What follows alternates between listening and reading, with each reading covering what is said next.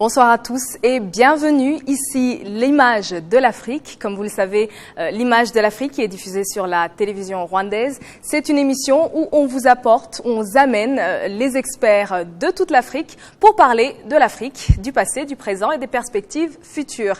Et comme vous le savez, nous avons toujours des intervenants qui sont issus de divers pays de l'Afrique, mais on vous en parlera un peu plus tard. Comme vous le savez aussi, nous sommes aujourd'hui le 3 août et le 3 août, c'est c'est le moment où les Rwandais qui vivent à l'étranger sont appelés aux urnes pour choisir celui qui sera leur chef d'État pour les 7 années à venir. Alors, avant de commencer à discuter un peu de ce qui sera, ce qui a été du moins les enjeux de cette élection présidentielle, nous allons jeter un petit coup d'œil sur les statistiques au niveau de la diaspora. Alors, comme vous le savez, les Rwandais sont et vivent dans différents pays et dans différents continents. Et nous allons essayer de voir un peu quels sont les chiffres que nous avons, et notamment en Afrique. Alors, en Afrique, nous avons un nombre élevé de bureaux de vote. Nous avons 39 bureaux de vote et qui vont totaliser près de 20 000 électeurs sur le continent africain.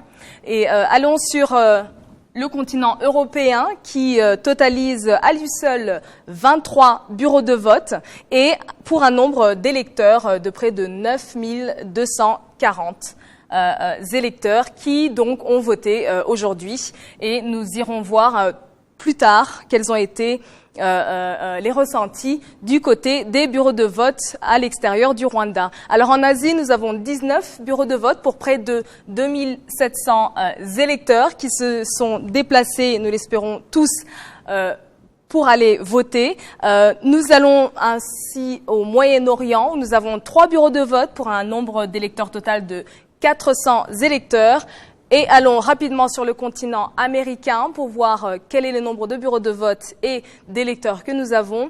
Et le continent américain compte 14 bureaux de vote pour près de 4 400 électeurs qui se sont déplacés, nous l'espérons, pour aller voter. Alors, tout de suite, ne quittez pas. Nous allons vous parler un peu de quels ont été les enjeux de ces élections présidentielles. Et surtout, nous allons parler et élargir la discussion sur ce qui se passe sur le continent. Restez avec nous.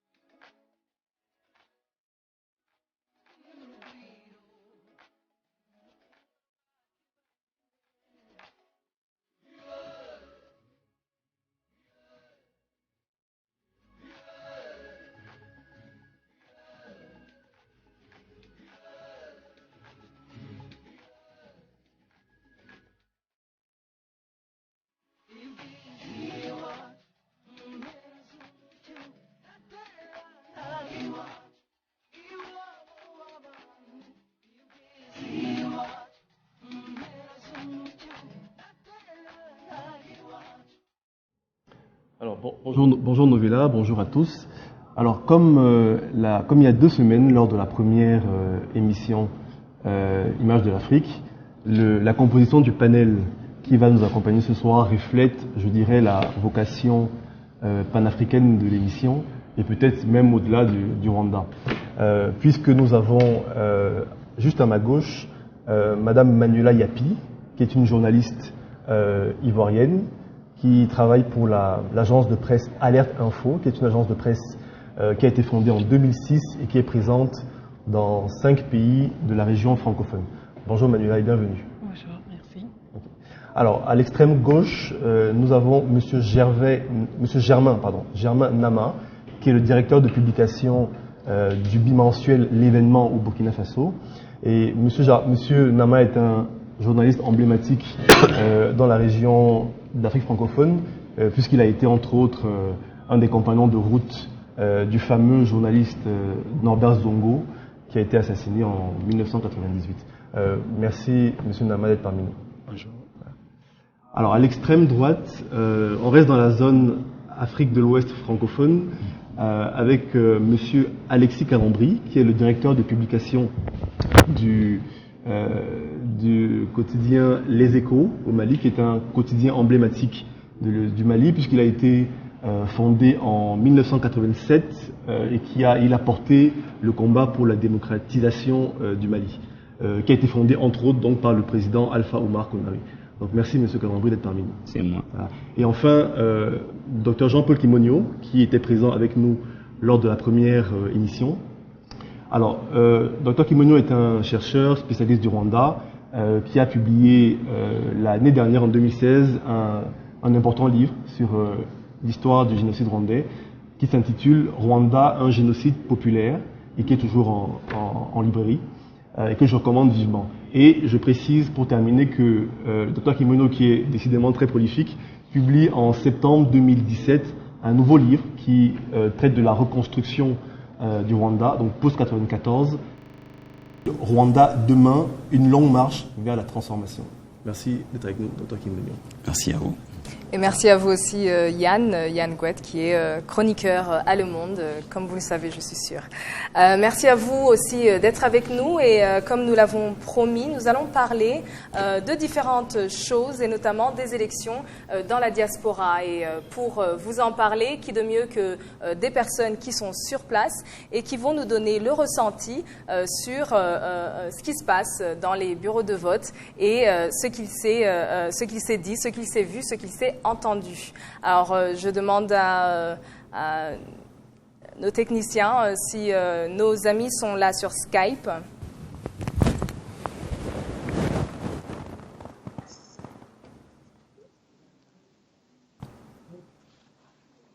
Bonsoir. Bonsoir. Vous nous entendez? Oui. Parfait. Donc, c'est Mireille. Vous êtes actuellement au Kenya. Oui. Et vous avez suivi les élections dans la diaspora. Quel a été, à quoi ça ressemblait depuis ce matin, ce jour de vote? Ça a été une journée en tout cas incroyable. Moi qui ai été dans la diaspora en Belgique, en tout cas ce que j'ai vu ici au Kenya, c'est beaucoup de monde qui sont venus très tôt le matin. Très content d'être citoyen, d'avoir le droit de voter. J'imagine c'est une impression en tout cas qui était commun pour tout le monde. D'accord. Ça s'est bien ressenti. D'accord. En tout cas. Alors, vous nous avez dit que vous avez été aussi membre de la diaspora, notamment en Belgique. Quel est le comparatif et par rapport notamment aux autres élections, si vous aviez eu l'occasion d'y participer? Ouais, j'ai participé aux élections en 2010. À ce que je vois, quand on est en Afrique, j'imagine que c'est tout près, donc on a plus envie de participer quoi, dans dans le droit de vote, quoi. Ouais. D'accord. Par rapport à la Belgique, en tout cas, c'était pas comme ça encore. On se disait c'est loin, donc ça ne nous concerne pas trop. En tout cas, c'est ce que je ressentais quand j'étais là-bas. Donc maintenant, je me sens mieux, plus compatriote en tout cas. D'accord. Et la participation, est-ce qu'ils sont venus très tôt? Aujourd'hui, on est vendredi, c'est un jour de travail. Est-ce que les personnes ou les citoyens se sont déplacés depuis le matin ou est-ce qu'il y a eu des moments, des pics, entre guillemets? Oui. Pour les gens qui travaillent, ils étaient là depuis le matin, en tout cas à 6 heures du matin. C'était ouvert, les bureaux de vote.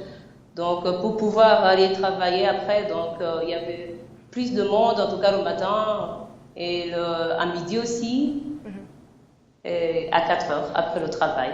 Donc, c'était les heures de pic. Et quel est le ressenti par rapport aux nationaux, notamment les Kenyans? Est-ce que vous avez pu échanger avec eux et comment est-ce qu'ils ressentent ces élections? Et on rappelle que le Kenya va se lancer dans la course à la présidentielle ou s'est déjà lancé dans la course à la présidentielle. Quels sont un peu les ressentis au niveau des citoyens kenyans par rapport notamment à leurs propres élections? Avec ceux à qui j'ai parlé, en tout cas, c'est les élections au Rwanda et les élections au Kenya, c'est complètement différent. Donc, eux, pour eux, en tout cas, la sécurité, j'imagine que c'est plus difficile. Vous m'entendez? Oui, parfaitement. Ok. Donc, ils ont plus peur par rapport à nous, en tout cas, qui sont plus confiants. D'accord. Avec le régime actuel, quoi. D'accord. Merci beaucoup Mireille et merci de nous avoir présenté votre ressenti. On se déplace du Kenya, elle a parlé de la Belgique, alors allons prendre la température au niveau de Bruxelles et des élections qui se sont déroulées depuis ce matin à Bruxelles. Nous avons l'ambassadeur Nduhungirehe avec nous. Ambassadeur, merci d'être avec nous.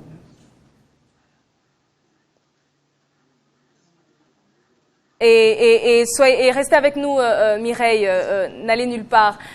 Ambassadeur, comment cela se passe et comment ça s'est passé depuis ce matin, les élections? Les citoyens se sont déplacés en masse pour venir voter? Et au Luxembourg, puisque aussi c'est... Il semblerait qu'on ait un problème de son. Allô? Allô? Allô? Allô, allô, allô? Oui. Est-ce que vous pourriez-vous parler un peu plus fort? Allô? Allô? Oui. Il y a un problème de son? Allô? Oui, on vous entend, Oui, je disais que les opérations de vote ici à Bruxelles se sont bien déroulées. On a commencé très tôt le matin, à 7 heures du matin. On va clore les bureaux de vote à 21h. Et ce n'est pas uniquement à Bruxelles qu'on vote, on vote également dans la ville de Liège, mais aussi au Grand-Duché de Luxembourg. Donc on a 3 bureaux de vote pour la communauté rwandaise dans ces 2 pays, alors que précédemment on n'en avait qu'un seul à l'ambassade. Et jusqu'à présent, on a à peu près 1300 personnes qui se sont déplacées pour voter. Et donc l'élection c'est bien déroulé, dans le calme, et les Rwandais, la communauté rwandaise est enthousiaste à voter. Il y a des jeunes qui sont venus pour la première fois, et il y a des naturalisés rwandais qui sont venus pour la première fois, qui étaient excités à voter pour les élections rwandaises. Allô? Il semblerait qu'on ait un léger problème. Restez avec nous, ambassadeur. Ok.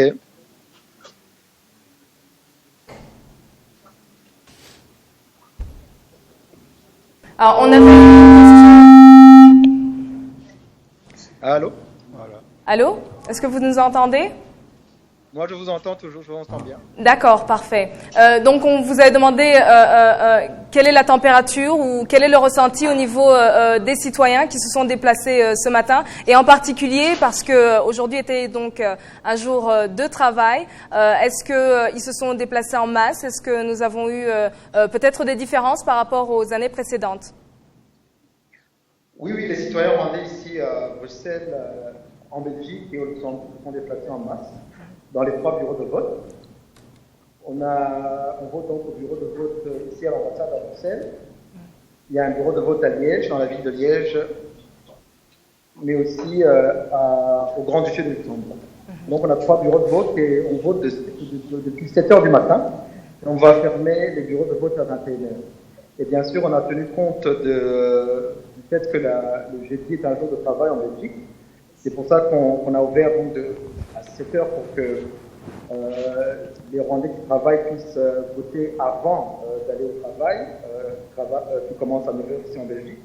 Il y a des Rwandais, une deuxième vague de Rwandais qui est venue durant les heures, la pause déjeuner.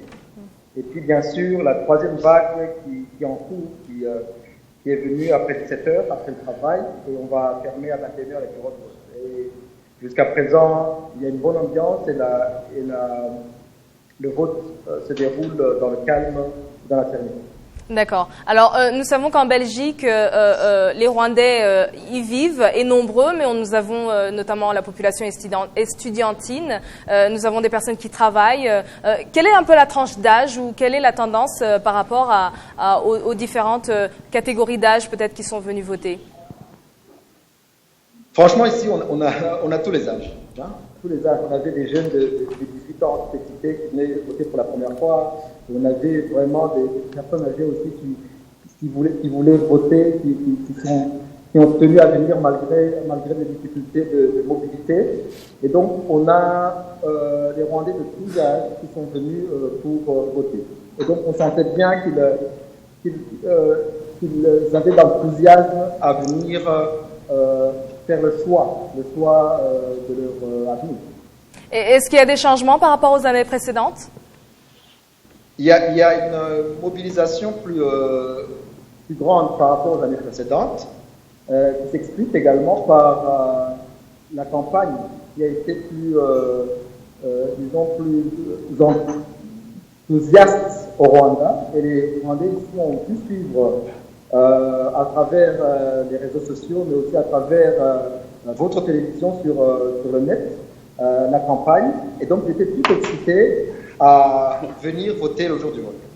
D'accord, parfait. Et notamment au niveau de la campagne, quels ont été les enjeux ou quelles ont été les raisons principales qui ont poussé peut-être les Rwandais à se déplacer, et notamment en quoi est-ce que c'est important pour eux finalement? C'est très important pour les Rwandais parce que les Rwandais aussi, même s'ils vivent, les Rwandais de la diaspora en Belgique, même s'ils vivent ici sur le continent européen, ils suivent tout ce qui s'est passé depuis la fin du génocide, c'est-à-dire contre les Tutsis. Ils savent comment le Rwanda est en train de se transformer ces 7 dernières années, mais aussi ces 23 dernières années. Et donc, ils veulent, bien sûr, s'exprimer sur les 7 dernières années, sur ce qui a été mis en place comme réforme économique et sociale, et aussi se prononcent sur l'avenir les 7 prochaines années. Et puis aussi, une autre chose qui est spéciale à la Belgique, c'est que les Rwandais ont pu accueillir récemment, en juin, son Excellence le Président de la République, qui était venu aux Journées européennes de développement. Et il y a eu ici un Rwanda Day qui a été organisé dans la ville de Caen. Et les Rwandais même, lors de cet événement, étaient très enthousiastes. Donc, on est quelque part dans le prolongement de cet enthousiasme-là jusqu'aux urnes autour. D'accord. Et donc, vous êtes basé à Bruxelles, mais vous couvrez aussi différents pays de l'Union européenne. Est-ce qu'on a des personnes, notamment, qui se sont déplacées d'autres pays que la Belgique? Oui, en fait, on ne couvre que le Luxembourg en dehors de la Belgique. Et on a un bureau de vote à notre consulat au Grand Duché de Luxembourg. On a du personnel de l'ambassade et d'autres volontaires qui sont déplacés pour aller organiser les opérations de vote au Luxembourg. Et c'est la première fois que un vote a lieu au Luxembourg, puisque les Rwandais dans ce pays se déplaçaient à Bruxelles pour voter. D'accord. Alors, nous savons aussi que, bien sûr, les élections en Afrique, c'est souvent une période assez tendue. Comment est-ce que ça a été accueilli, l'organisation et la période de campagne, notamment à Bruxelles, par rapport aux Belges, aux administrations locales, etc. Ça a été bien accueilli. Vous savez que dans ces pays, pour organiser les élections, il faut déjà discuter avec les autorités. Ils ont bien accueilli le fait qu'ils puissent donner la voix à des Rwandais de la diaspora. Il faut comprendre qu'il n'y a pas beaucoup de pays, et notamment en Afrique, qui permettent aux membres de leur diaspora à l'étranger de voter dans les ambassades. Donc c'est déjà une chose qui est propre à notre pays, à quelques autres pays. Et puis aussi le fait qu'il y ait eu cette campagne qu'on a tous vue à la télévision, cet engouement populaire, ça a été, bien sûr il y a toujours des critiques, mais les télévisions qui sont venues, il y a des télévisions belges qui sont venues, la RTBF, qui est la télévision francophone, la DRT, qui est la télévision flamande, qui sont venus couvrir les élections. Donc ils sentaient bien que les élections étaient dans une atmosphère qu'ils n'avaient pas jamais vue ailleurs. Et donc c'est une bonne chose qu'on puisse montrer notre processus démocratique ici même dans la capitale de l'Afrique. D'accord. Merci beaucoup, ambassadeur Ndvungilehe, qui est ambassadeur basé à Bruxelles. Et merci beaucoup, Mireille, qui nous a rejoints à partir de Nairobi au Kenya. Merci à vous. Je vous remercie. Merci à vous. Alors, mon cher Yann, nous sommes donc le 3 août. Les Rwandais ont été appelés aux urnes et visiblement, ça a l'air de s'être bien passé. Alors, qu'est-ce que ça nous apprend un peu sur les enjeux de cette élection présidentielle? Est-ce que vous pourriez nous faire nous donner un petit aperçu en fait de ce qu'a été les enjeux de ces élections-ci? Oui, effectivement, on voit que pour l'instant, ça se passe très bien. Manifestement, l'engouement qu'on a observé sur le terrain, nous qui sommes au Rwanda, disons, est le même, en tout cas dans les régions qu'on a visitées. Alors, la question de l'enjeu de cette élection me paraît très importante, d'autant plus qu'elle est difficile. Alors, d'ailleurs, il suffit de voir la manière dont les médias occidentaux et certains médias africains qui ont couvert l'élection l'ont fait pour mesurer un peu une forme de désarroi qui était le leur. Parce qu'effectivement, vu de loin et même vu de près, l'enjeu n'était pas évident puisque effectivement la légitimité du candidat du FPR est incontestable. Ce qui a pu faire penser à beaucoup d'observateurs qu'en fait le seul enjeu de cette élection était un enjeu comptable, savoir le niveau de participation, éventuellement le niveau de la victoire quasiment acquise du candidat du FPR. Et j'avoue qu'à titre personnel, c'est une question qui m'a interpellé dès le début de la campagne et même avant. C'est de comprendre effectivement, au-delà de l'enjeu comptable, qui est toujours important, s'il n'y a pas un enjeu beaucoup plus profond, beaucoup plus sérieux en réalité. Et je pense qu'effectivement, on a le sentiment qu'après 17 ans, après 23 ans depuis le génocide, on a un peu l'impression que le Rwanda est un peu à la croisée des chemins. Avec d'un côté une reconnaissance croissante, aussi bien en Afrique que dans le reste du monde, des progrès objectifs qui ont été accomplis par le pays. Et en même temps, de l'autre côté, une hostilité, j'allais dire, parce que je suis un peu optimiste, résiduelle, mais qui reste significative de la part de certains médias occidentaux, certaines ONG, et qui elle aussi est constante au fond depuis 23 ans. Alors, du coup, la question que ça pose, en réalité, en termes sur le plan purement politique, était de savoir si au fond, dans cette configuration-là, dans cette double configuration, si sur les 7 années à venir, le Rwanda allait changer ou même infléchir son orientation, en tout cas celle qui est la sienne depuis en gros 23 ans. Pour moi, c'était ça la question au fond, la question politique qui se posait. Et à écouter en tout cas la campagne du candidat du FPR, il était clair que la formule, disons ça comme ça, qui a été celle du Rwanda depuis 2000, en réalité sera poursuivie et même amplifiée. Alors, cette orientation repose sur ce que j'appelle à titre personnel la deuxième voie, et qui, à mon avis, repose sur 3 piliers qui me paraissent importants.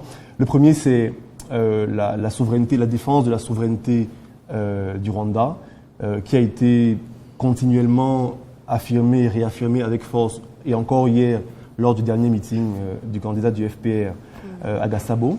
Et c'est une dimension qui me paraît importante parce que cette question de la souveraineté se pose pour le Rwanda, mais en fait pour le reste des pays d'Afrique francophone, même si elle est traitée de façon différente. Et il me semble que l'analyse qui est faite ici au Rwanda est que la souveraineté du Rwanda n'est pas seulement un mot, mais qu'elle est en réalité indispensable pour avoir aussi bien une démocratie qui fonctionne, une vraie démocratie, qu'un développement disons, réel. Donc, premièrement, la souveraineté. Deuxièmement, l'idée de la nécessaire intégration du continent par l'africanisme, disons, qui a été là également un thème lancinant durant la campagne. Il y a encore 2 jours à Gicumbi, le vice-président du FPR a rappelé l'importance de cette dimension-là. Effectivement, on sent bien qu'au Rwanda, le Rwanda a compris, ce qui je pense est une réalité, qu'une intégration plus forte des pays africains bénéficie ou bénéficierait à chaque pays de la région. Et troisièmement, et dernier point, je m'arrête, de cette deuxième voie, disons, c'est une attention constante à la question de la pauvreté, qui est une question aussi bien rwandaise qu'africaine, et qui est au fond très peu traitée, en tout cas pas de la même manière, et qui n'a pas la même attention, je dirais, en dehors il me semble-t-il, en dehors du Rwanda, et qui a été effectivement un thème qui est revenu en tout cas dans la campagne du candidat du FPR. Donc ces 3 piliers-là ont été réaffirmés, et je pense que le Rwanda continuera sur cette voie-là, qui a été plutôt positive depuis 23 ans.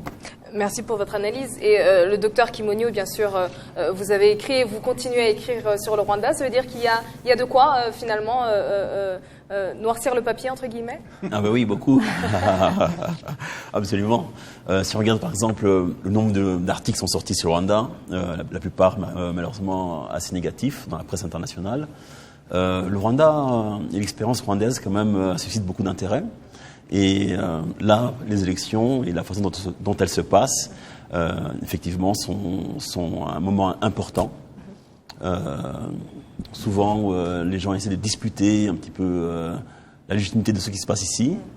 Et quand on voit comment est-ce que les populations se déplacent en masse, de façon enthousiaste et dialogue avec le candidat du FPR, il y a quelque chose qui se passe. Surtout quand on est sur le terrain, on le sent très bien. Quelquefois, ces populations-là attendent assez longtemps avant que le candidat arrive, parce qu'il faut la mise en place et tout. Mais dès qu'il est là, tout est oublié. Il y a un véritable dialogue entre le candidat et la foule. Et ça, c'est des choses, c'est des perceptions, on ne peut pas passer à côté. On sent bien que ces gens-là sont là et qu'ils sont là de façon convaincue. Ouais. Donc, des choses à dire dessus. Oui, il y a beaucoup de choses à dire.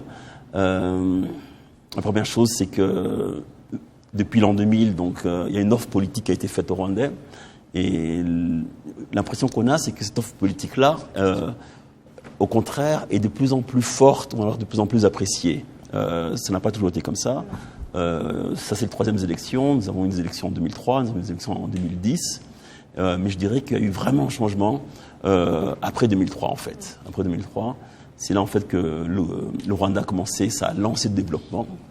En même temps aussi, à cette époque-là, il y avait des projets nationaux extrêmement difficiles, notamment Gachacha. Et les élections de 2010 sont venues juste quand Gacaca se terminait.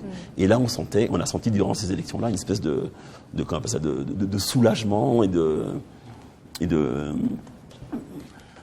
contentement du fait que ce soit passé sans trop de dégâts. Et si on regarde l'enthousiasme qu'il y avait en 2010, c'était, je pense, beaucoup sur ça. C'était Gacaca qui joue un rôle important, mais aussi les effets de développement qui avaient commencé à se faire sentir.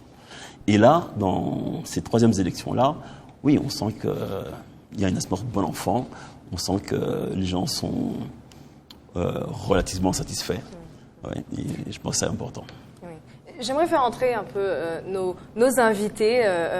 Vous êtes venus et vous êtes, à tout point de vue, M. Calambri, un ancien dans les médias. Et vous vous êtes rendu sur place, finalement, pendant que la campagne avait été en cours. Quels sont vos ressentis par rapport à cela? Oui, alors ça me rappelle, disons, une phrase que développaient des hommes politiques de chez nous, faire des élections une fête démocratique. Et là, on sentait vraiment la fête démocratique en ce sens que non seulement les gens se déplaçaient, on sentait l'enthousiasme, mais personnellement, ce qui m'a frappé, c'est les attentes des populations. J'ai vu comment, quand le candidat Kagame parlait, comment on avait un silence de cathédrale.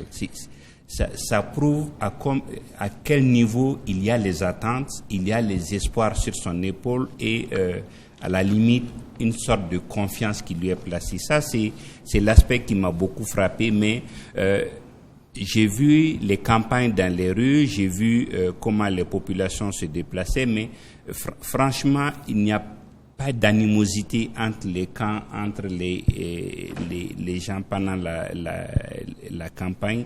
Et ça, c'est le premier aspect qui frappe vraiment. Merci beaucoup. Oui, c'est vrai qu'effectivement, nos collègues sont arrivés dans le pays il y a 5 jours à peu près. Et vous avez eu l'occasion de sillonner, d'assister à un meeting, vous avez visité certains sites historiques du Rwanda. Effectivement, c'est intéressant d'avoir, Manuela, votre point de vue, votre expérience du Rwanda dans ce contexte électoral. Déjà, quand j'arrive à Kigali, la première chose qui me frappe, c'est l'affichage. Aucune campagne agressive, pas d'affiches partout, de flyers qui traînent et tout. À la limite, en fait, on se sent comme dans une période normale. On sent que les élections, c'est un jeu démocratique en fait. Il n'y a pas de guerre, il n'y a pas d'animosité, comme il disait. C'est une campagne soft, voilà, très soft et sobre. Et pour ce qui est du meeting auquel j'ai pu assister à Gicumbi, j'en garde de très bons souvenirs. C'est au-delà des couleurs, de la population venue vraiment très nombreuse, de l'engouement, voilà, qu'il y avait, et puis la communion avec le candidat du FPR. Au-delà de tout ça, j'étais très marquée par la discipline qu'il y avait avant, pendant et après le meeting. C'est pour quelqu'un qui vient de l'Afrique de l'Ouest, comme moi, honnêtement, c'est assez surprenant. Ils sont arrivés dans le calme, dans la discipline, dans l'ordre. Il y avait une grande fête, tout le monde, il y avait beaucoup de danse, beaucoup de chants, mais aucune bousculade. Le candidat était adressé au peuple, une très grande attention, silence total. J'étais vraiment, vraiment très impressionnée. Ce que je regrette par contre, c'est de n'avoir pas pu voir des affiches des autres candidats. Je n'en ai vu nulle part. Peut-être aussi que je n'ai pas fait le tour partout, mais je n'en ai pas vu. Et j'aurais aussi aimé pouvoir assister à une de leurs manifestations pour évaluer un peu. Peut-être que Dr Kimono peut nous renseigner un peu sur effectivement la place ou le rôle qu'ont joué les candidats qui étaient opposés aux candidats du FPR dans le contexte de la remarque. Oui, je pense que Je vais commencer par une expression ouest-africaine, hein. Il y a pas match, quoi. Donc, l'importance du candidat du FPR vis-à-vis des autres candidats est tellement disproportionnée qu'il est difficile de les sentir vraiment. Mais il y a quand même une chose qui s'est passée, c'est que quand la campagne s'est déroulée, a commencé à se développer, les gens ont commencé à suivre un petit peu les autres candidats. Bon, je suivais sur Twitter et de plus en plus, il y avait des gens qui suivaient le candidat. Bon, je ne sais pas dans quelle mesure ils vont voter pour le candidat, mais en tout cas, il y avait un intérêt qui commençait à se développer, même pour un candidat comme le troisième, qui est un candidat indépendant, sans machine politique derrière lui. Vers la fin, il commençait à y avoir des gens qui le suivaient. Donc, quand même, voilà. Mais les forces en présence sont totalement disproportionnées. Non, c'est clair. Voilà. Peut-être un mot de M. Nama. Vous avez dû suivre plusieurs campagnes dans plusieurs pays d'Afrique. Je crois que c'est votre deuxième fois au Rwanda. La première fois était en 1994, donc deuxième fois 23 ans après. Et quelle est votre impression de ce que vous avez pu observer Juste pour situer un peu le cadre de notre visite, qui est un peu plus large que les élections. Je crois que les amis rwandais nous ont invités pour partager un peu leur expérience, pour voir un peu comment ils fonctionnent. Je crois que c'est l'occasion de les remercier parce que c'est une expérience très riche pour nous. J'ai une expérience personnelle, comme vous le rappeliez tantôt, parce qu'en 1994, entre septembre et octobre, j'étais là. J'étais venu effectivement dans une mission d'information au Rwanda ici. Et bon, ce que je peux dire par rapport à mon voyage d'aujourd'hui, c'est le jour et la nuit, bien sûr. J'étais arrivé dans une période chaotique où la vision que j'avais de Kigali, que j'ai eue de Kigali, était une vision apocalyptique. Aujourd'hui, je découvre une ville africaine qui, bon, c'est peut-être le lieu de le dire, mais franchement, le pays a fait un bond en avant extraordinaire et je crois que ça mérite d'être souligné. Bon, en ce qui concerne ce que j'ai vu, pour nous autres Ouest-Africains, les élections sont toujours des moments de forte tension, de forte tension. Parce que même sur des questions techniques, la liste électorale, la confection de la liste électorale, l'emplacement des bureaux de vote, il y a un ensemble de problèmes, n'est-ce pas, techniques qui se posent toujours. Vous savez, tout dernièrement au Sénégal, la question qui se posait, c'était la question des cartes électorales qui n'étaient pas distribuées, qui n'existaient pas pour certains. Nous avons toujours ces problèmes. Donc je crois que ce sont des éléments qui sont des éléments d'observation pour voir un peu comment est-ce que les amis rwandais ont résolu ces questions. Moi, par exemple, je suis d'un pays où nous sommes à notre première expérience. Nous ferions notre première expérience en 2020 de l'élection de la diaspora. Là, ça ne s'est jamais passé. Et donc, ce que j'ai vu là, par rapport à la diaspora, est une expérience pour moi. Et lorsque je regarde, parce que c'est un enjeu extraordinaire, parce qu'en Côte d'Ivoire, les Burkinabés sont environ 4 millions là-bas. Au Ghana, pareil, 3 millions environ au Ghana. Parce que vous voyez, donc c'est un enjeu extraordinaire pour arriver à organiser des votes dans ces pays. C'est un enjeu extraordinaire. La commission électorale a sillonné un peu partout le monde. Ils sont allés en Amérique, en Asie, un peu partout pour voir comment cerner cette question de manière à ce que ça se passe dans de meilleures conditions. On va voir comment ça va se passer, mais ce n'est pas du tout évident. Donc, c'est une expérience, c'est une occasion. L'expérience rwandaise est une occasion pour nous de voir un peu comment ça se passe. Évidemment, oui. En effet, oui. Et vous parliez des élections dans la diaspora et on a eu l'occasion, bien sûr, de parler à nos représentants dans la diaspora et on reviendra sur l'échange des expériences. Mais on voudrait juste jeter un petit coup d'œil parce qu'on a eu les voix, on a eu le ressenti et le récit. On voudrait avoir un peu quelques images et juste nous avons nos amis rwandais qui sont en Turquie et qui ont voté plutôt et qui ont on a pu recueillir quelques-unes des images.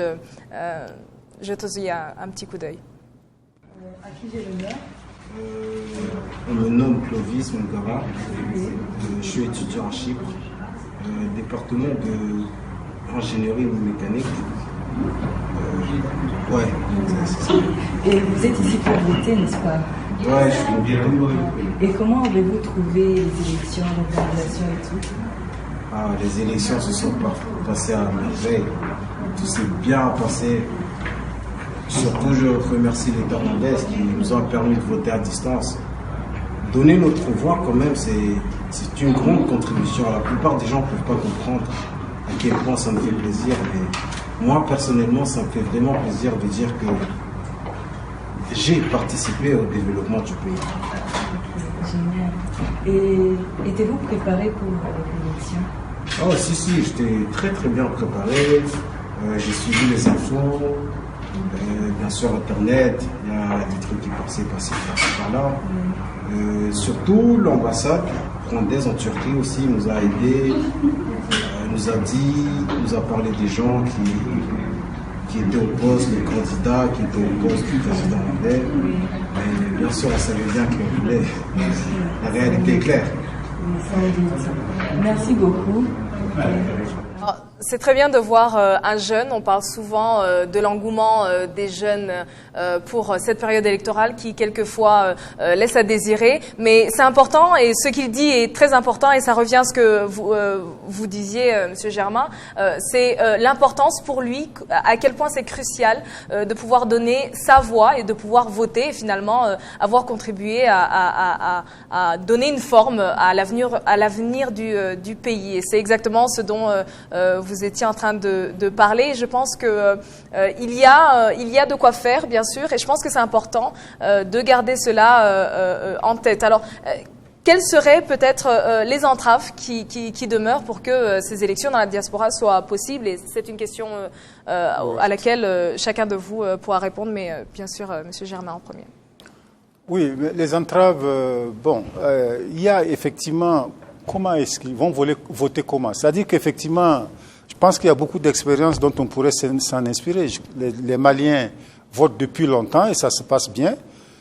Il y a un débat au Burkina, qui est un débat très très chaud déjà et qui ne s'engage, qui n'augure pas de bonnes choses parce que les gens se bagarrent déjà sur comment est-ce que ça va se passer en quelque sorte. Et voilà, dans quelle ville ça va se passer? Est-ce que ça va se passer dans les consulats? Est-ce que ça va dans quelle ville, de quelle dimension ça va se passer? Effectivement, toutes ces questions se posent. Mais je pense que les Burkinabés, c'est pas une table rase. C'est pas nous ne faisons pas, on ne refait pas le monde. Il existe déjà des expériences. Il y a le Mali qui est là, qui a une diaspora, je crois, infiniment plus importante que la nôtre, à l'étranger, le Malien. Et nous avons intérêt à nous inspirer de leur expérience pour réussir la nôtre. Alors, on a vu comment ça se passe au niveau de la diaspora rwandaise. Comment ça se passe au niveau de la diaspora malienne? Oui, non, ça se passe bien. Effectivement, les Maliens ont une tradition d'immigration. Les Maliens sont un peu partout. Donc, le vote s'organise très souvent d'abord dans les ambassades et les consulats. Ensuite, dans des lieux convenus avec puisque partout les ressortissants sont organisés en association.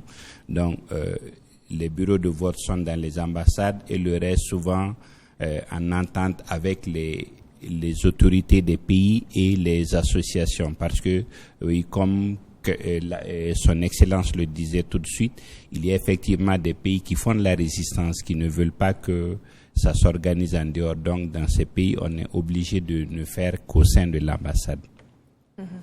Et je pense qu'on peut en apprendre beaucoup, mais aussi apprendre peut-être de certaines choses qui se seraient passées moins bien qu'escomptées. Et j'aimerais aussi parler notamment des élections en Côte d'Ivoire et surtout de la jeunesse en Côte d'Ivoire qui a un rôle, qui est un acteur clé dans la période post-électorale. Est-ce que vous pouvez...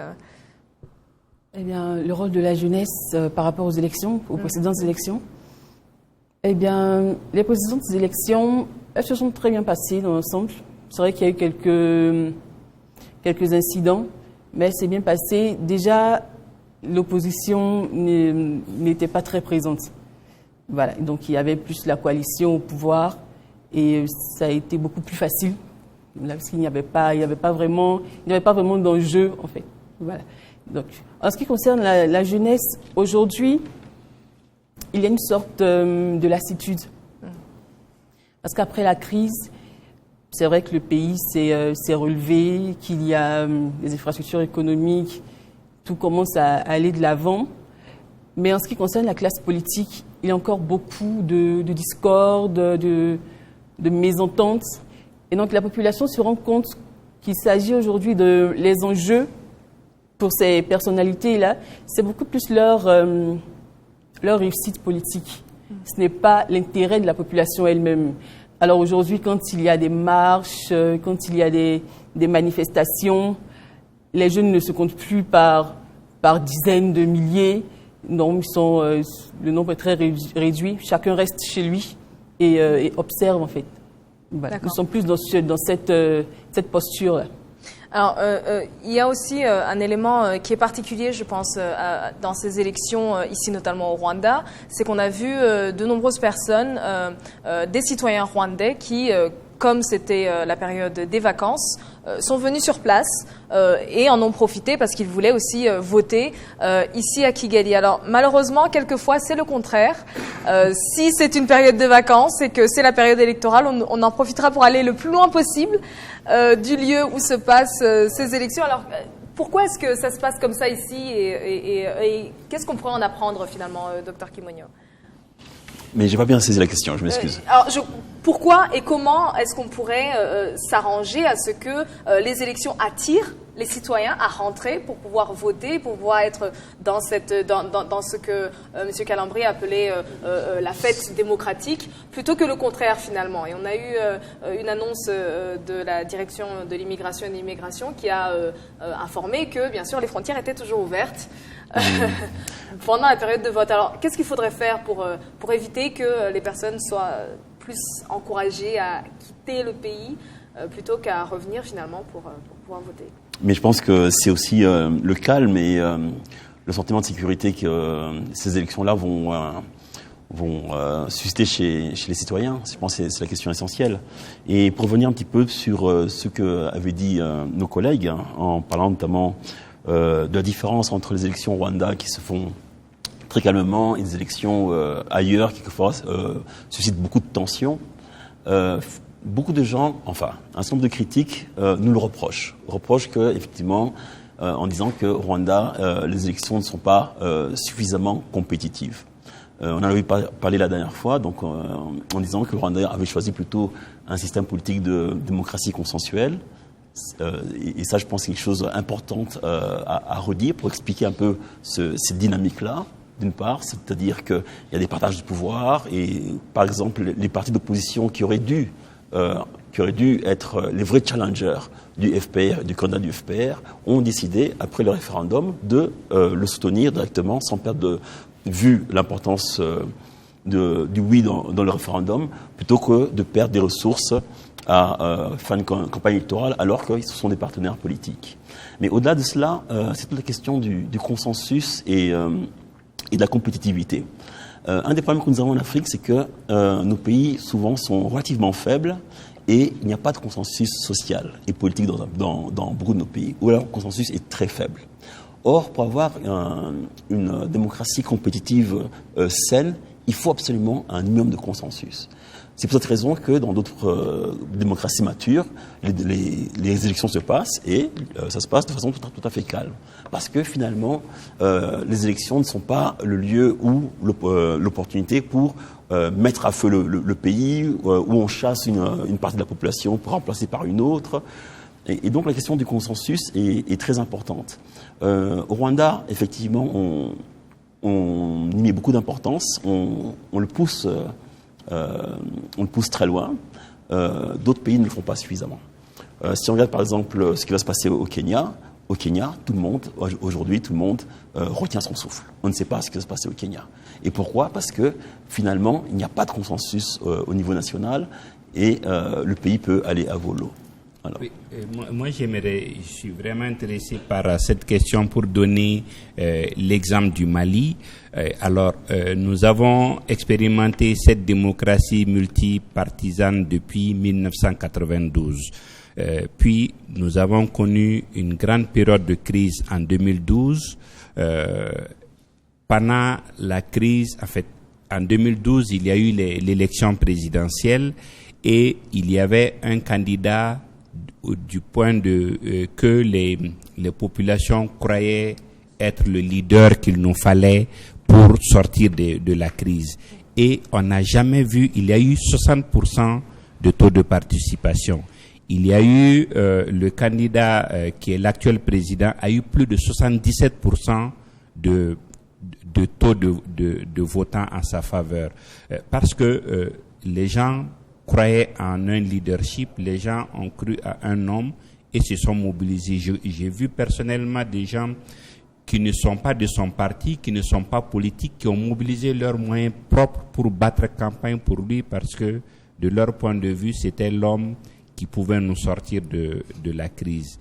Et je vois ces mêmes personnes qui disent plus jamais je ne me déplacerai pour mettre un bulletin dans l'urne pour quelqu'un parce que le leadership qu'ils attendaient n'a pas été là parce que il n'a pas répondu aux attentes. Donc, c'est pour dire que chaque fois que les populations sont convaincues que celui pour qui ils vont voter est capable de les amener plus loin, d'avoir un leadership et de travailler pour une justice sociale et pour le bien du plus grand nombre, les gens sont prêts à tous les sacrifices, y compris à mobiliser leurs moyens personnels, y compris à sursoir à leurs vacances ou à revenir voter, à faire des kilomètres pour aller voter.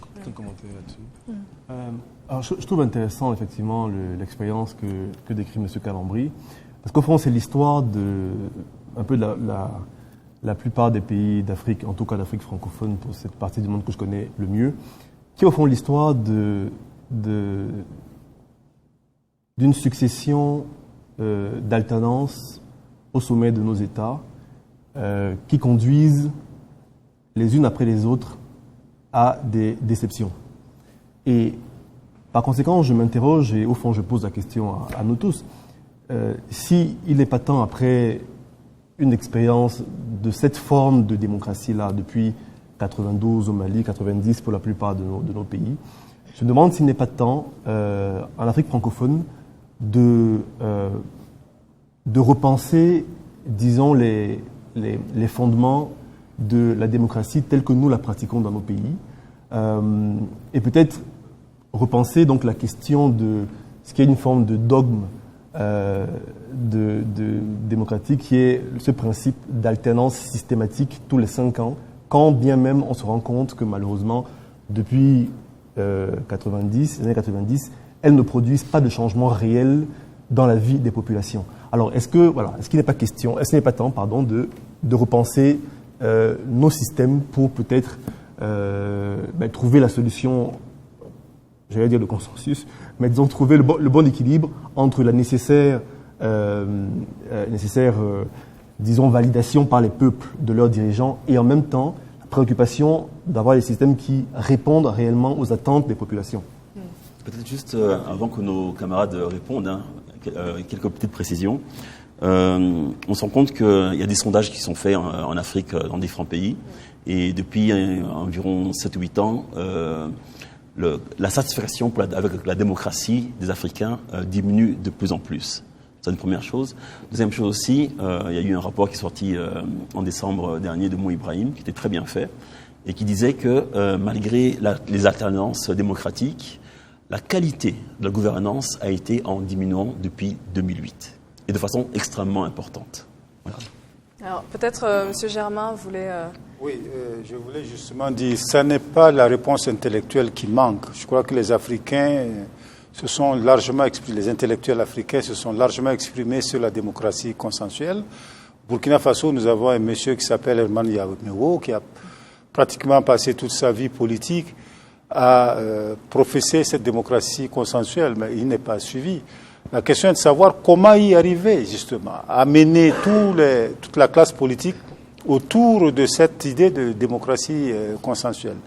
Le Rwanda a eu cette chance d'avoir d'abord une histoire particulière, qui est en fait c'est la guerre, le traumatisme. Au sortir de cela, il fallait effectivement trouver une solution pour réunir le peuple, réaliser l'unité du peuple. Et un personnage charismatique, ils l'ont trouvé effectivement, qui a réussi, à force de persévérance, à regrouper la classe politique autour de cette idée fondamentale. Et c'est autour de cette idée fondamentale que l'unité du peuple même se construit. Là, toute la question est de savoir comment y arriver. Aujourd'hui, là, en fait, dans nos pays africains, c'est la démocratie classique, effectivement, qui est appliquée.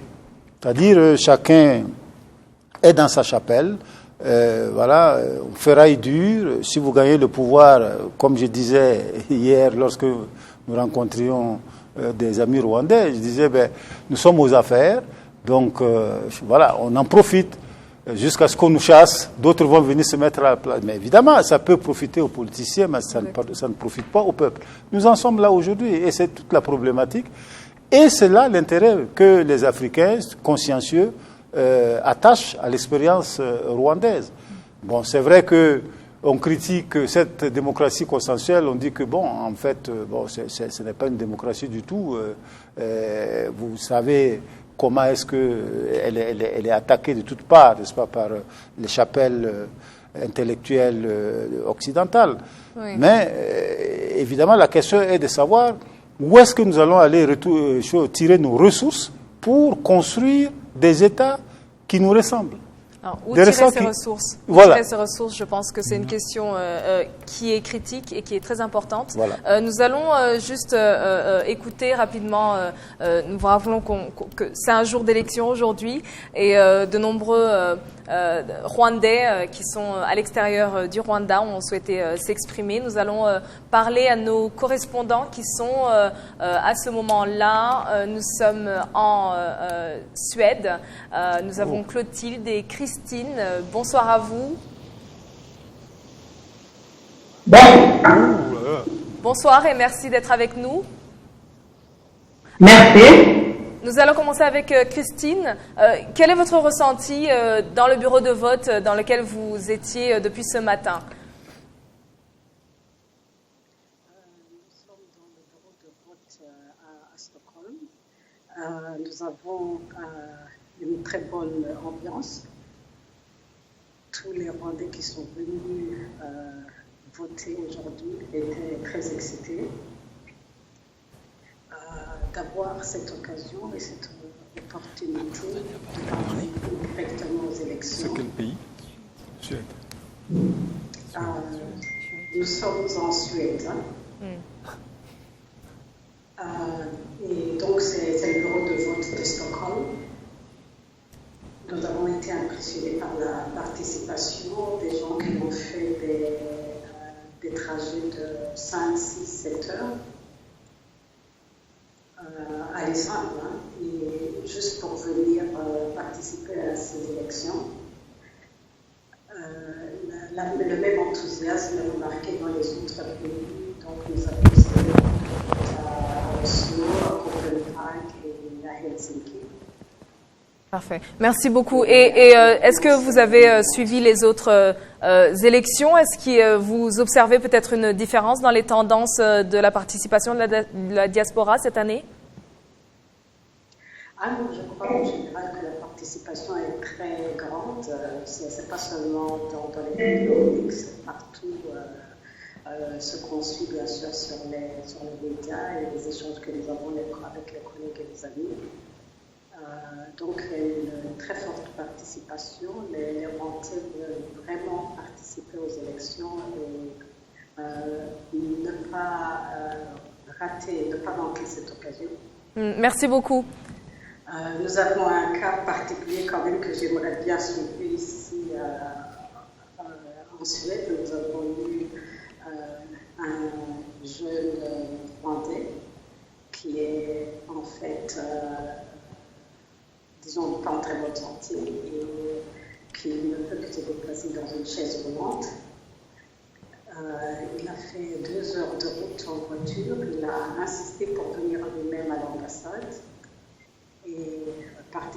les élections, malgré tout ce que ça a demandé comme logistique pour qu'il puisse arriver ici. Mais il a dit qu'il fallait absolument qu'il participe à ces élections et qu'il exprime son choix. C'est un récit poignant que vous nous livrez là et nous sommes sûrs que vous étiez aussi préparés pour accueillir tout type de citoyens et merci à vous. Nous allons passer à Clotilde, peut-être un aperçu de ce qui s'est passé à votre niveau. Oui, mais je suis en Rwandais, nous sommes vraiment dans la joie de passer ces élections. Vous savez qu'ici, en fait, c'est pas tout le monde qui a eu du danger, mais on s'est vraiment arrangé. On a quitté le travail selon les programmes de travail qu'on avait et on est allé directement à l'ambassade, là où il y a le bureau, là où on devrait faire les élections. Christine, êtes-vous encore avec nous? Ne nous quittez pas. Continuons avec vous, Clotilde. Est-ce qu'il y a eu des différences? Est-ce qu'il y a eu des cas particuliers? Est-ce qu'il y a eu des accros pendant cette journée de vote?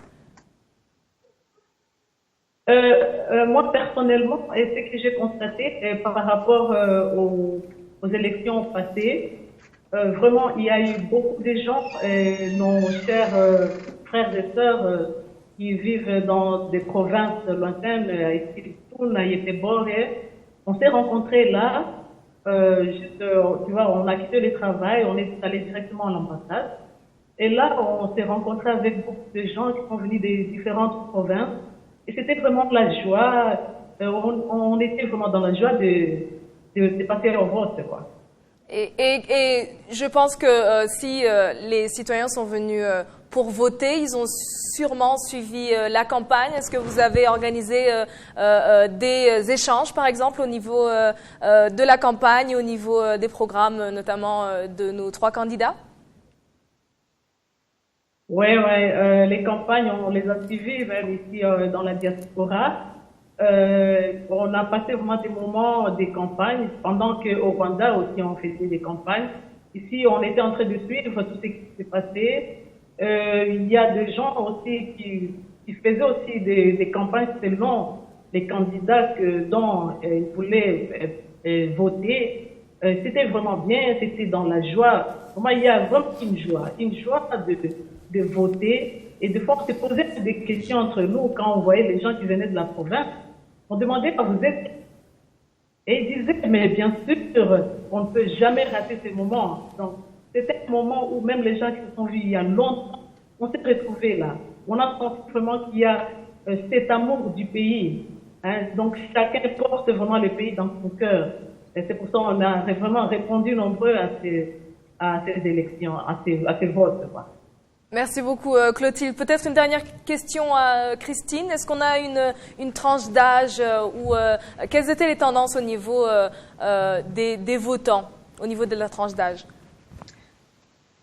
Je dirais que on avait des électeurs de toutes les tranches d'âge. Hein. Ceux qui ont voté pour la première fois étaient très excités. Ils voulaient absolument faire des selfies, des photos, pouvoir partager avec leurs amis. Les personnes qui sont un peu plus âgées étaient bien sûr plus, comment dirais-je, aller plus en profondeur. Et ils disaient que c'est un geste qui est plus que symbolique pour eux. Il y en a parmi eux, même s'ils sont âgés, qui votent pour la première fois pour le président de la République. Pour des raisons diverses, et pour eux aussi, bien sûr, c'était un moment très émotionnel. Donc, on avait un bouquet d'électeurs très intéressants, mais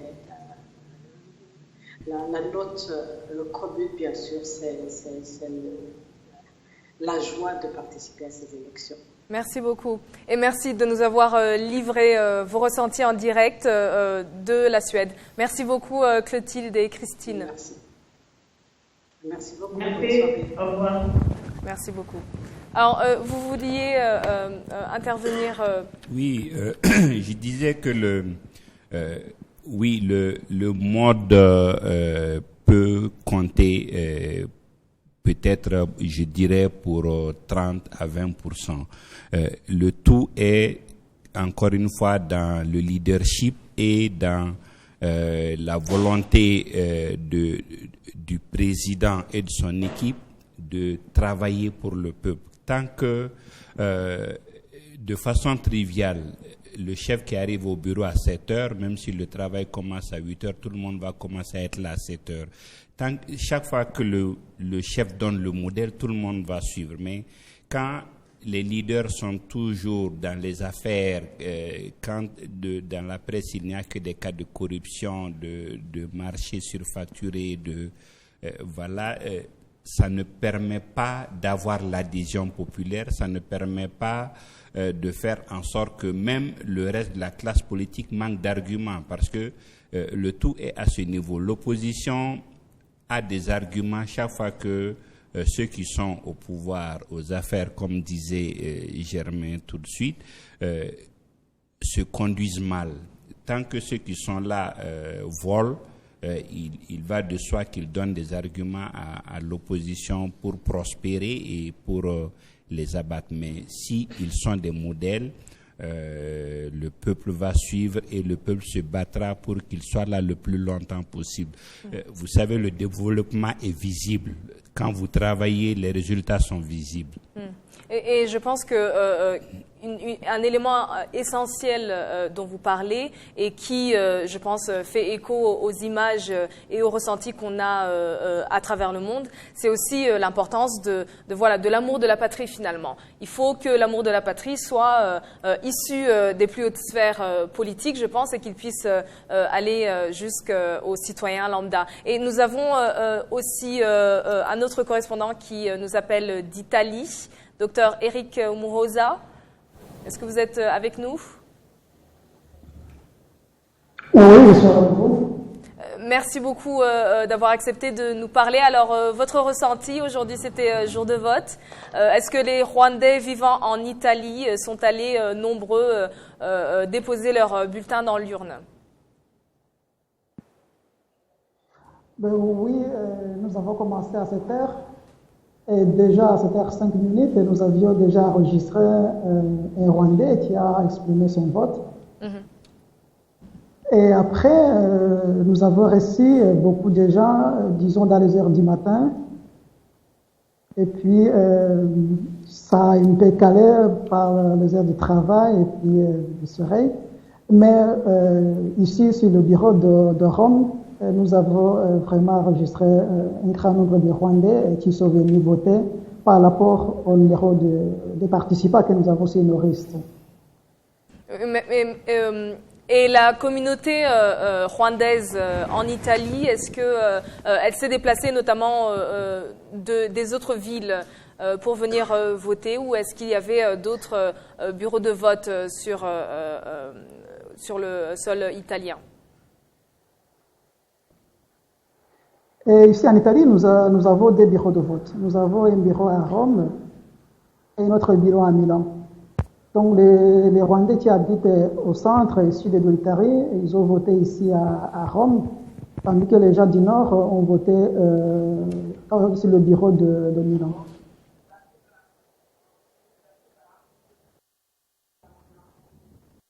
Allô? Oui. Et au niveau notamment de la campagne, parce que bien sûr s'ils sont venus voter, c'est qu'il y a eu sûrement des mobilisations en amont pour pouvoir venir voter. Est-ce qu'il y a eu des activités qui ont été organisées durant la campagne et quelles étaient leurs substances finalement? Oui, nous avons eu des activités de campagne, surtout via email. Et puis, les gens se sont rassemblés à Milan et à Rome pour se mobiliser et se rappeler des progrès que le Rwanda a connus durant ces 23 ans. Et c'était aussi dans l'occasion de la célébration de 23e commémoration de la libération du Rwanda.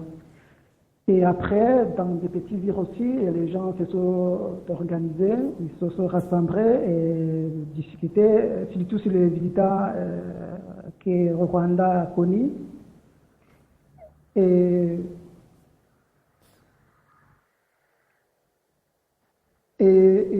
la campagne aussi se poursuit, disons, via mail et via le petit groupe des Rwandais qui vivent ici en Italie. Donc il y a eu une mobilisation au niveau de la communication écrite et aussi une mobilisation dans des petits rassemblements dans différentes villes de l'Italie.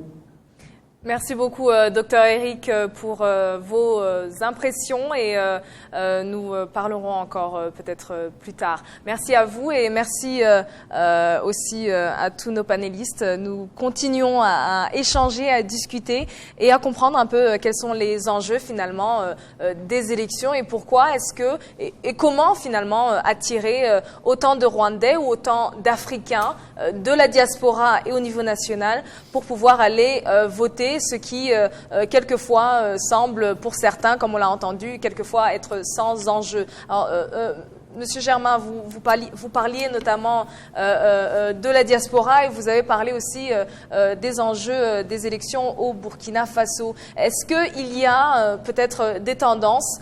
Vous avez observé différentes élections sur le continent. Est-ce qu'il y a des tendances qui ont l'air d'émerger ces dernières années et quelles sont peut-être les tendances plutôt heureuses, plus heureuses que dangereuses, qui naissent sur le continent? Bon, alors, je partirai d'abord de mon pays, le Burkina Faso. Je crois que, au sortir de l'insurrection, il y avait une grande attente populaire qui s'est traduite par des élections, à la fois législatives et présidentielles. La jeunesse voulait vraiment s'exprimer. Elle voulait également un changement radical. Elle voulait un changement radical. Malheureusement, le changement radical n'a pas eu lieu. Mais on constate également aussi, à l'échelle de l'Afrique, que la jeunesse a une volonté de se prendre en main, de pousser en avant son histoire. Et ça s'est traduit également au Sénégal, avec les groupes de jeunes qui nous ont précédés. Ça se traduit au Mali. Ça se traduit en RD Congo, mais vous savez, les forces de résistance, les résistances sont également aussi tenaces.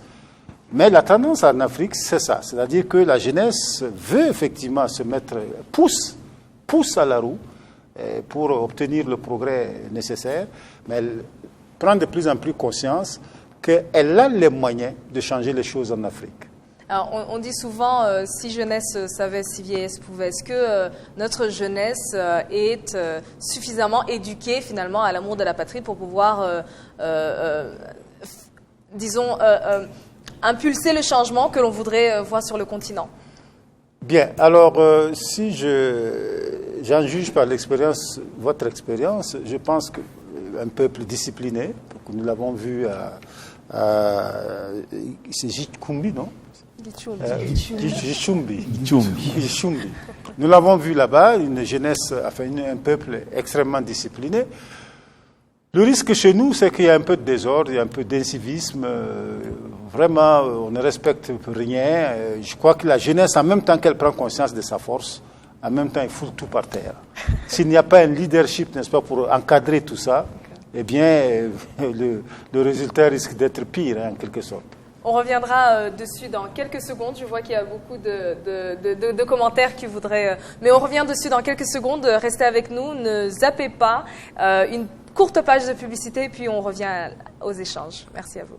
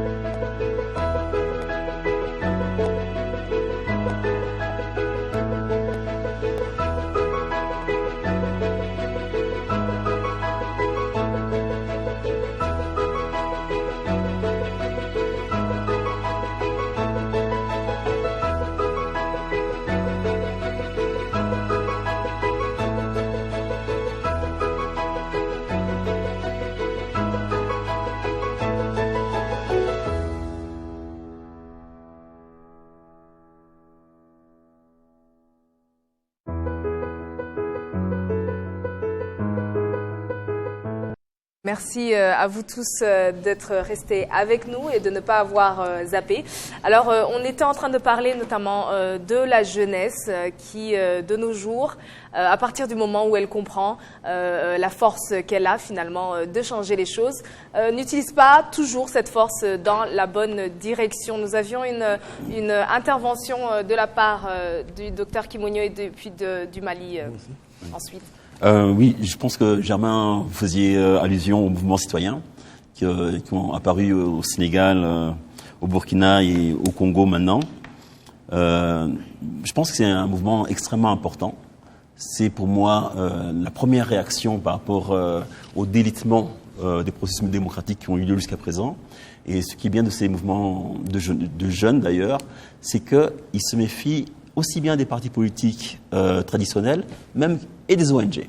Ça veut dire que beaucoup essaient de se placer en dehors des processus de promotion de la démocratie, souvent alimentés par l'aide internationale et influencés par l'extérieur, pour avoir une vision de leurs problèmes de l'intérieur.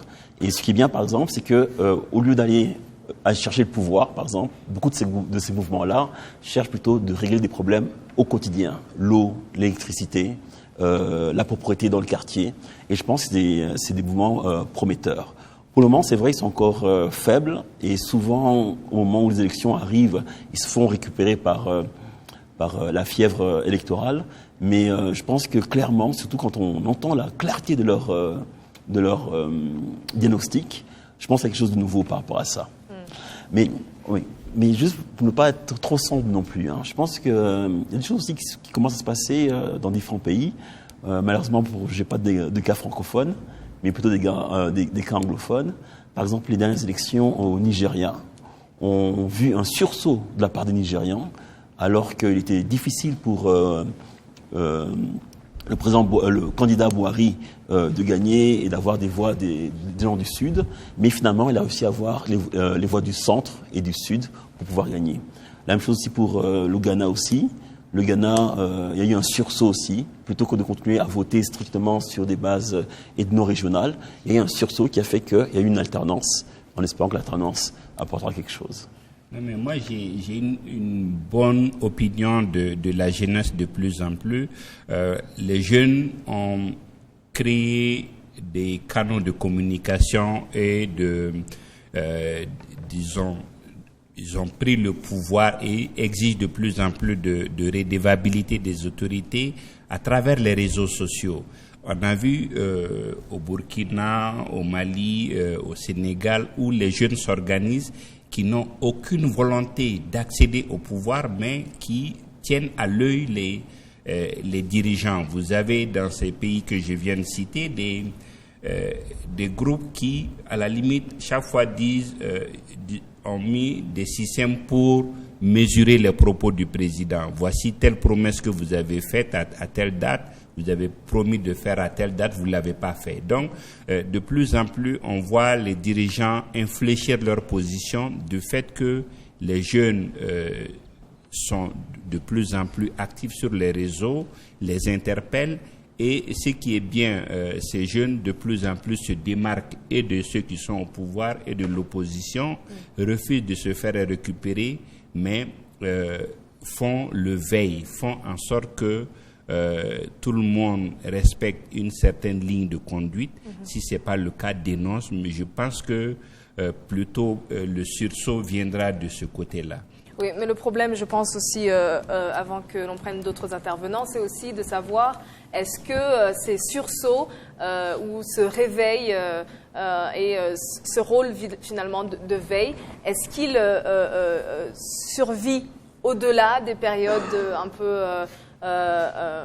des périodes électorales? Oui, non, de plus en plus, les mouvements s'organisent. Si je prends le cas de Balai Citoyen au Burkina, c'est des gens qui ont eu des résultats, qui ont refusé de collaborer dans l'exercice du pouvoir et qui sont restés sur leur position de veille.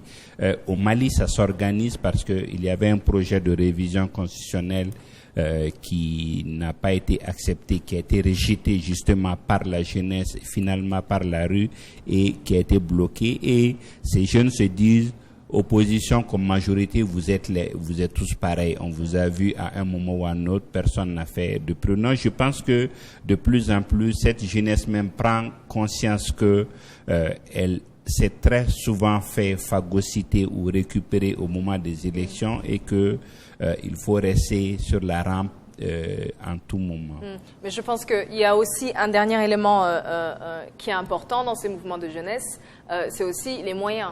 Un mouvement pour se maintenir et pour avoir un impact doit avoir un certain, un minimum, disons, de moyens financiers. Est-ce que ces moyens ne viendront pas, disons, avec d'autres conditions qui feraient jusque-là, heureusement, au Sénégal, au Burkina, au Mali, en RD Congo, on a vu le mouvement porté d'abord par des jeunes artistes, par des jeunes qui ont réussi dans les affaires, qui sont des stars et qui ont déjà peut-être une assise financière personnelle, et en tout cas qui n'ont pas besoin de l'État pour prospérer et qui sont capables d'être assez indépendants.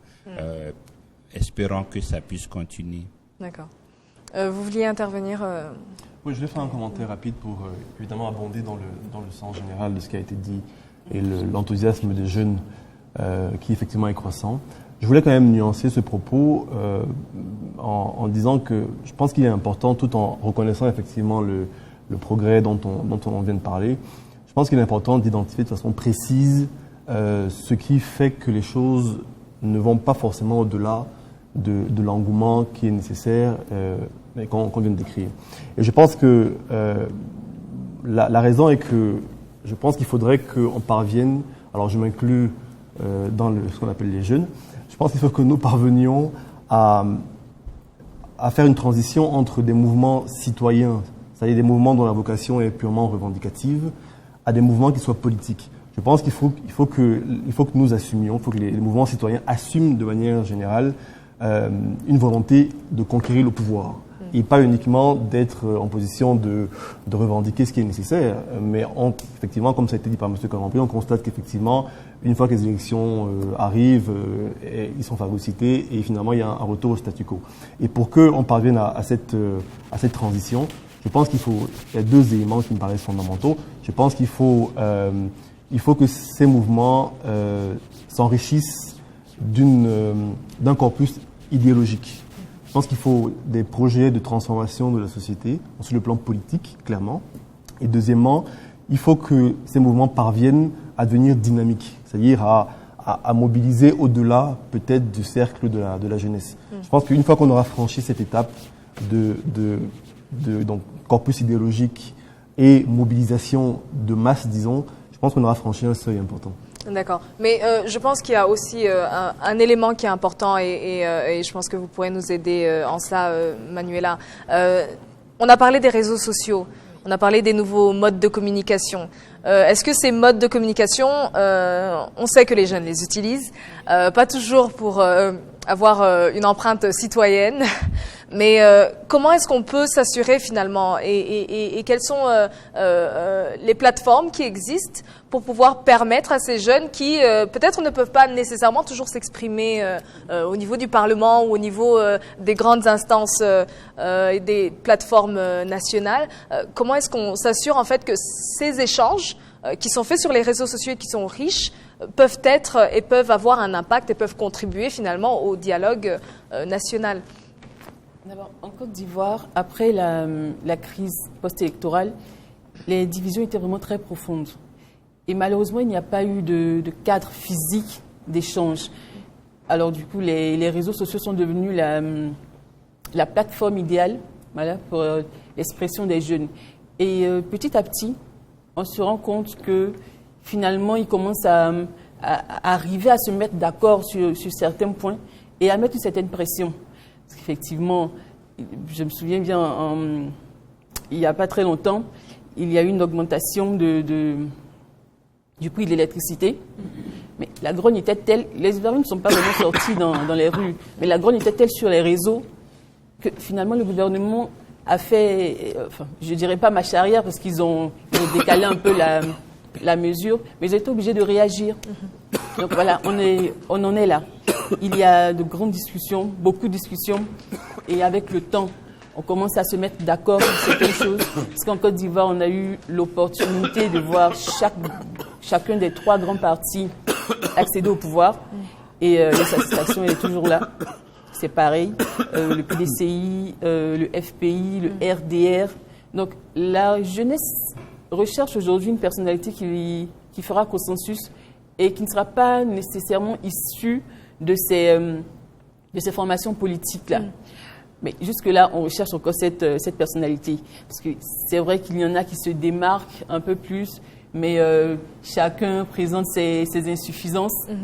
Il y en a qui sont de grands intellectuels, mais qui ne sont pas connus de la population. D'autres sont connus, mais ont un passé assez difficile à accepter pour une partie de la population. Là, ça touche un peu le côté réconciliation qui n'est pas complètement abouti, voilà, on va dire. Donc, la jeunesse est encore en train de chercher cette personnalité-là, mais c'est clair que de la vie de tous, on se rend compte que tous ces 3 grands partis n'ont pas vraiment répondu à nos attentes. Voilà. Et qu'est-ce qu'il faudrait finalement? Est-ce qu'on s'oriente beaucoup plus vers des mouvements citoyens qui peuvent quelquefois avoir moins d'impact, ou est-ce qu'on s'oriente vers un autre parti, ou est-ce qu'un autre parti reviendrait dans les mêmes rouages et dans les mêmes... Ça, c'est la grande question. En ce moment, nous ne sommes pas encore au stade il n'y a pas de mouvement citoyen comme voilà, au Burkina, etc. Non, il n'y en a pas encore. La politique ivoirienne est encore axée sur les personnalités politiques. Et donc, cette jeunesse qui ne se reconnaît pas dans ce système est pour l'instant à l'écart et elle observe. Donc, on recherche toujours, on est encore au niveau des réflexions. C'est vrai que 2020, c'est dans 3 ans. Il y a beaucoup déjà de remous. La coalition au pouvoir qui avait réussi à se mettre d'accord pour une fois, parce que pour ceux qui connaissent l'histoire de la Côte d'Ivoire, le PDCI et le RDR, c'était vraiment des partis qui ne s'entendaient pas du tout. Ils ont réussi à se mettre ensemble en 2010, mais aujourd'hui on se rend compte que cette amitié est en train de prendre fin. Et voilà, aujourd'hui nous sommes un peu sceptiques, on observe et on attend. D'accord.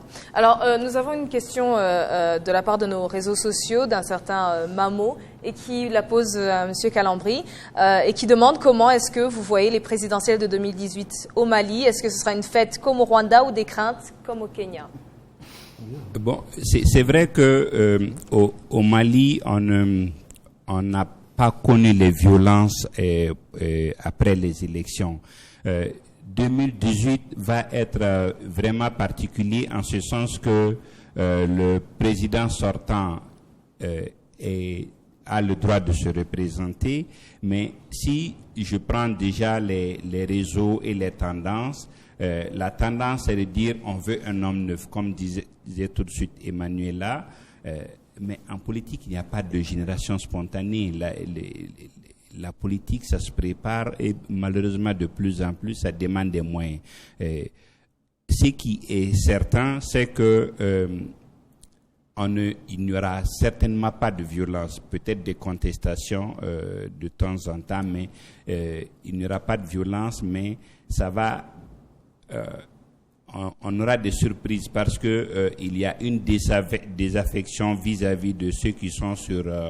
l'échiquier politique depuis un certain temps, et la tendance est de plus en plus on veut des gens neufs. Donc je pense que oui, même si le président actuel pourrait passer, ça va être difficile parce que il n'a plus la cote comme en 2012 quand il passait avec 77%.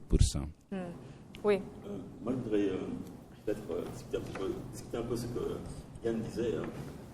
Je pense que les mouvements citoyens sont très importants parce que qu'est-ce qu'ils font en fait, c'est qu'ils sont en train de mettre en avant la question de la redevabilité des pouvoirs, qu'ils soient avant les élections ou après les élections. Et ça, je pense, c'est extrêmement important. C'est même la base même de ce qui peut faire avancer nos pays. Parce qu'un des problèmes que nous avons, c'est que à cause de l'hyper-partisanerie, une fois qu'un groupe gagne, c'est une espèce de ping-pong. Un gagne, l'autre gagne, et à chaque fois, finalement, il n'y a pas une base stable de la société qui fait une demande par rapport à l'accountability ou la redevance, et notamment par rapport à la gouvernance. Et je pense que c'est vraiment important. Yann est peut-être un peu pressé. Il faut laisser un petit peu les choses mûrir. Parce que je vieillis, c'est pour ça.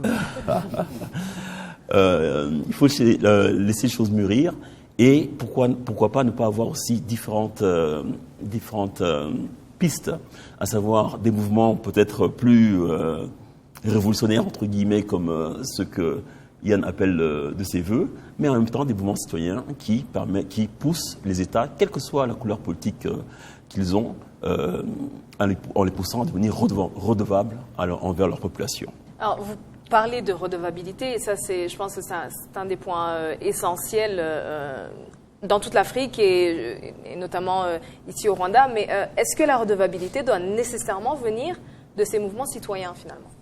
Mais moi, une des raisons pour lesquelles je suis aussi intéressé par ces mouvements citoyens-là, c'est que je pense que c'est la première fois qu'il y a des mouvements de redevabilité organisés, au moins en Afrique francophone en particulier. Parce que ce qui s'est passé, c'est que, j'ai dit tout à l'heure, il y a une espèce de ping-pong partisan, et finalement, jamais personne ne demande quoi que ce soit aux dirigeants,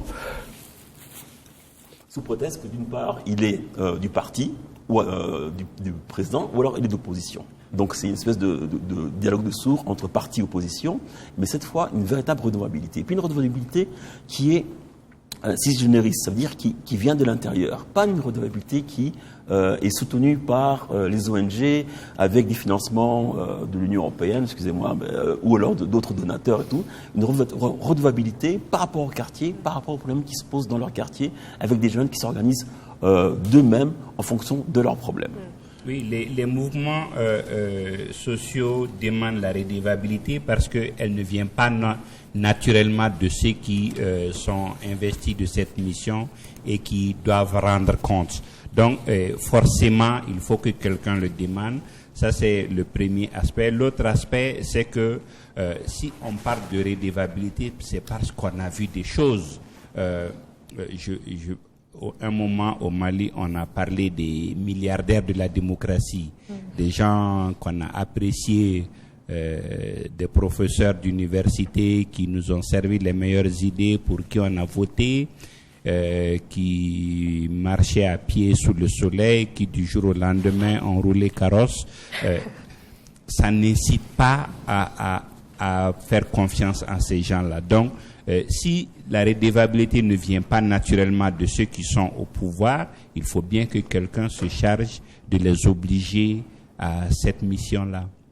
Mais l'une des raisons, est-ce que les raisons pour lesquelles cette redevabilité finalement est nécessaire et que on a ces déceptions dans ces mouvements citoyens, est-ce que ce n'est pas parce que, comme le disait Dr Kimonyo, quelquefois on se précipite, on veut mettre la charrue avant les bœufs et puis on crée des mouvements sans avoir peut-être une base solide ou un besoin finalement d'avoir des mouvements qui fonctionnent, etc. Le besoin est là. Le besoin est là, la nécessité est là. Les mouvements naissent toujours à partir de problèmes qui ont été posés et qu'il faut adresser. Les mouvements n'ont peut-être pas la bonne manière, mais il faut bien que quelqu'un agisse. Mais en définitive, le plus important à ce niveau-là, c'est une remise en cause, pas peut-être même pas de la démocratie, mais de la gestion du bien public, de la gestion de ce qui est pour la communauté. Que ceux qui sont là sachent qu'ils doivent rendre compte et qu'ils le fassent, et surtout qu'il y ait une certaine transparence dans la gestion. Si cela est, je pense qu'il y a beaucoup de choses qui ne se passeraient pas, et ça va réhabiliter le politique, et c'est là, quel que soit le mode d'élection, quel que soit le régime s'il y a la redevabilité, s'il y a la transparence dans la gestion et si surtout les populations voient que ceux qui sont là font des résultats ou en tout cas travaillent pour le bien commun, même s'ils ne font pas de résultats, mais qu'on soit capable de dire ils ont essayé. Parlons peut-être du Burkina et de ces mouvements peut-être qui... On a entendu les expériences de la Côte d'Ivoire, du Mali, du Rwanda, bien sûr. Est-ce que vous pourriez nous donner un peu un aperçu de ce que... du rôle finalement de ce genre de mouvement? Oui, je crois qu'il faut prendre en compte ce qu'ils ont dit et qui est bien, qui résume la lame de fond au niveau du mouvement citoyen. Je crois que ce que moi je dois dire qui n'a pas été dit, c'est un peu les dérives qui découlent effectivement de ce mouvement citoyen parce que ça devient un enjeu de business. Parce que les jeunes sont conscients qu'ils ont un pouvoir de chantage sur les hommes politiques. Créer des ONG, créer des troubles, et puis ils arrivent effectivement à faire du business sur cette base-là. De plus en plus, il y a des petits malins qui rentrent dans le jeu avec des objectifs de ce genre-là. Et ça marche, parce que les politiciens sont très faibles par rapport au chantage. Ils sont très très faibles. Lorsque vous commencez effectivement à les menacer, vous barrez les rues, tout ça, bon, ils commencent à trembler, ils veulent négocier. Alors, en négociant, il y a des dessous de table, etc. Vous voyez, c'est un business qui marche. Et je crois que il y a un certain nombre de partis quand même qui sont conscients de ça, que cela peut pousser à la dérive, n'est-ce pas, d'une frange de la jeunesse, et qui prennent cela en compte dans la création, en créant des écoles politiques. Ils créent des écoles politiques pour prendre en compte ces jeunes-là, en charge ces jeunes, dans la formation, en leur dispensant des formations politiques, pour les amener à élever une certaine conscience, leur conscience politique. Voilà. Sinon, effectivement, pour me résumer, ce qu'ils ont dit, c'est très vrai, c'est ça la lame de fond. C'est un mouvement citoyen que l'on capitalise, qui est un élément extrêmement positif, qui fait avancer, qui pose des questions de redevabilité, mais il faut faire gaffe, il y a de petits malins qui rentrent dans le jeu et qui tentent de le dévier. Et cette tendance-là est observable au Burkina Faso. Alors justement, pour éviter les petits malins, quelles sont les limites ou les barrières à mettre en place pour que finalement parce qu'on le voit que la jeunesse est de plus en plus intéressée à la politique, et quand on dit jeunesse jusqu'à 99 ans, mais on voit aussi qu'il y a aussi ces engouements qui malheureusement ont encore ce problème de durabilité. On les a à certains moments clés peut-être de la vie politique. Et peut-être Yann, rapidement, parce que il nous reste quelques minutes, est-ce que vous pourriez nous peut-être dresser rapidement certains de ces éléments peut-être qui pourraient être nécessaires? Je pense qu'on en a parlé, on a parlé de l'éducation, on a parlé finalement de certaines barrières. Est-ce que vous pourriez rapidement... Bon, ce que je peux dire, c'est que d'abord, je vais commencer par contredire votre postulat de départ, qui est qu'on constate un intérêt croissant pour la politique de la part des jeunes. Je crois que ça a été dit effectivement, et j'avoue que je suis un peu nuancé par rapport à ça. Je n'observe pas spécialement ce mouvement-là en réalité, et je pense que si on prend un peu de recul historique, la période, et je pense que, en tout cas j'espère que sur ce point, M. Nama pourra, et même M. Calambri pourront me confirmer là-dessus, mais la période des années 50, 60, 70, les jeunes étaient là pour le coup, me semble-t-il, beaucoup plus engagés politiquement qu'aujourd'hui, et je me demande s'il n'y a pas un effet de loupe qui est lié aux réseaux sociaux, qui est lié effectivement à la toute puissance des médias, qui effectivement donne l'impression qu'il y a un engouement qui est pas négligeable, mais qui, à mon avis, si on prend du recul, à mon avis, n'est pas si important que ça. Donc, pour moi, l'enjeu, en réalité, des mouvements citoyens, c'est au fond qu'ils s'amplifient, qu'il y en ait beaucoup plus, et qu'ils soient beaucoup plus politisés, et qu'on retombe un peu dans une atmosphère, qu'a dû connaître M. Nama dans les années 60, à la FEANF. Alors, qu'est-ce qu'il faut faire pour ça? Qu'est-ce qu'il faut faire pour que finalement ces mouvements puissent renaître de leurs cendres, visiblement? Sans répondre à votre question, peut-être ajouter peut-être à ce que disait Yann. une des choses qu'on voit de ces mouvements citoyens et d'autres mouvements qui ne sont pas labellés comme citoyens en tant que tels, c'est qu'ils sont très forts dans le dégagisme. Mais maintenant, quand il s'agit maintenant de faire des propositions, de s'engager sur des programmes, on les voit plus. C'est la durabilité. Voilà, la durabilité et tout ça. Et donc, effectivement, il y a une faiblesse importante.